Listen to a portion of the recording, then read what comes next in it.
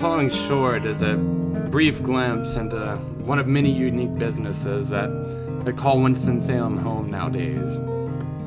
This should serve as a mere glance into the business itself and as a brief take on the life of the man who owns and operates it. His name is Duncan Thomas Priest, and the name of the business is the Krankies Airstream, located 1208 Winolda Road.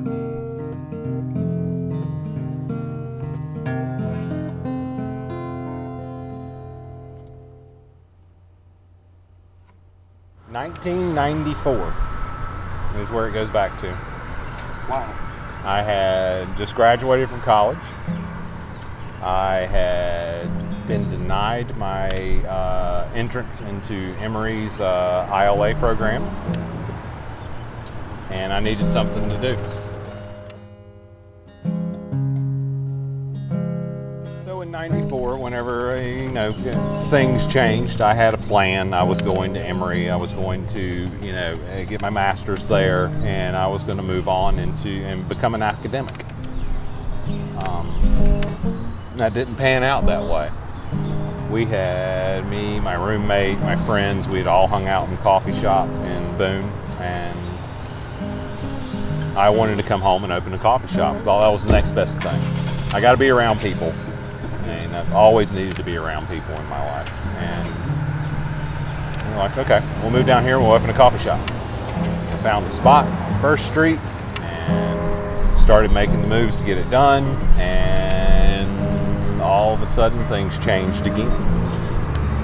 And the coffee shop never opened. The neighborhood was against it because it was in one of the old houses in the neighborhood. It was a block from Baptist. And it just didn't work out.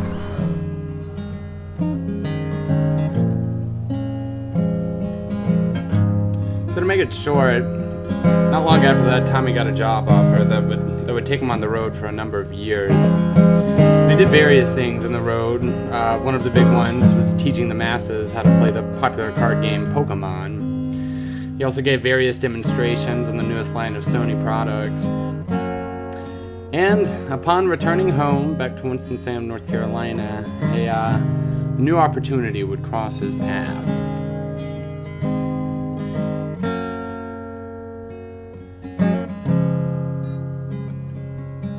Brian was approached by the owner of Pink Mink, which is Elizabeth Gledhill, and she was looking for something that could help generate more just traffic, just cars in and out of the parking lot.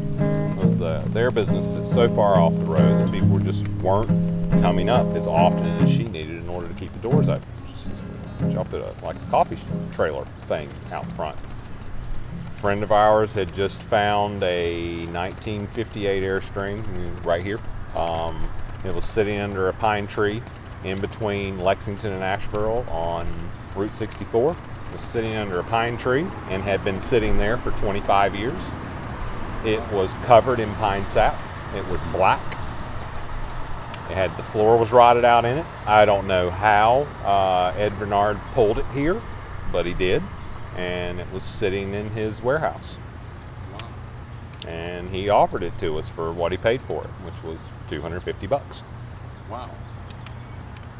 And we worked on it, and worked on it, and Rex worked on it, and I worked on it, and we spent about 350 man hours total just on the exterior of the trailer trying to get it to look like something.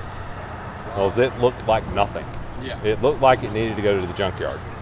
Yeah. Some people still think it looks like it needs to go to the junkyard, but I think it's kind of kitschy. So it's been about 5 years since the startup of the Krankies Airstream, and I felt like from the perspective of a small business owner, it was important to ask just what is it that keeps a small business together and that keeps people coming back. I've always wanted to talk to people. I mean, hell, I got a degree in anthropology, which is the study of living culture. It's I didn't get one in archaeology. Most people make that mistake. They think, oh, you deal with dead stuff. Yeah, no, not necessarily. That's part of it, if you focus on that. But I focused on living things, on studying, living tribes, living groups of people, more from a sociological perspective. And that's what applies here. It's that innate need for interaction with people. I feed off of other people's hopes, dreams, sadnesses, despairs, excitement. I love to be around people. I love to know what's going on with them. I want to share with them, and vice versa. That interchange, I think, is what makes this world keep spinning.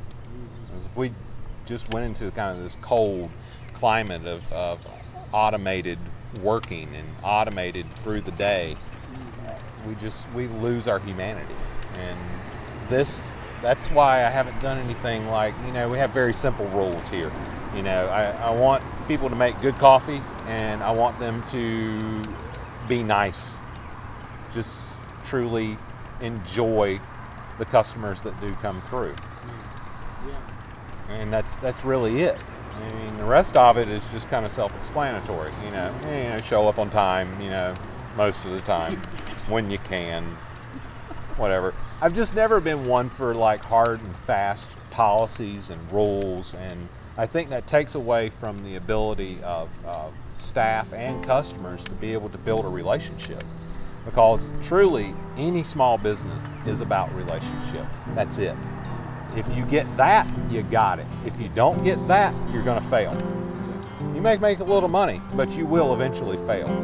Because people cannot connect when there's not a potential for a relationship to be built. So that's what I try to provide here. That's why I talk to, if I'm in the window, I talk to everybody. So looking at the relative stability of a business like the Krankies Airstream, one of my final questions to Tommy was, if he looks back on his endeavor to open up a coffee shop right out of college and that not working out, and everything that happened between that point and where he is now, does he feel like it was worth it? And is there anything that he wished would have gone differently? In hindsight now, I'm so happy that in '94 I didn't get to open that business, because I didn't know anything about business in 1994, fresh out of college. I didn't take any business classes. Yeah. I got a degree in anthropology, and I got a degree in English Lit. And I focused on feminism in my English Lit. And then I took that and I applied that to my anthropology classes. And so basically I got a degree in feminism, I just don't have the title with it. Yeah. So again, I'm happy that it didn't happen in '94, because I think it would have failed. I didn't have the business sense, the business acumen. I didn't have the background. Things would have just slipped through the cracks that I didn't know could slip through the cracks, because I didn't know about them. Yeah. Awareness is kind of key to anything. You got to be aware of something before you can really do it well. Yeah. So here's where I'll wrap things up. I've been working for Tommy now for probably about 4.5 years, and I guess I gotta say he's a good boss, and it's a hell of a good business. It's one of the, if you ask me, most unique businesses there are in Winston-Salem. This is where I'm gonna reach out to the community, to our customers, to friends, to family, to everyone who's ever been any which way impacted by the way we do business at the Airstream, to keep supporting us and help us stay in business, help us move forward, and continue to write this, well, to me, continue to write this interesting story and see just where it can go. Thank you for your time. You have seen my silver bullet coffee stream. Hey there, coffee jockey, don't be quick to get so cocky, 'cause I don't think that you have seen my silver bullet coffee stream. That drip is good, the folks are crazy, the jealous always call them lazy, but they don't care 'cause they live in that fair trade shade grown coffee dream. So hey there, coffee jockey, don't be quick to get so cocky, 'cause I don't think that you have seen my silver bullet coffee stream.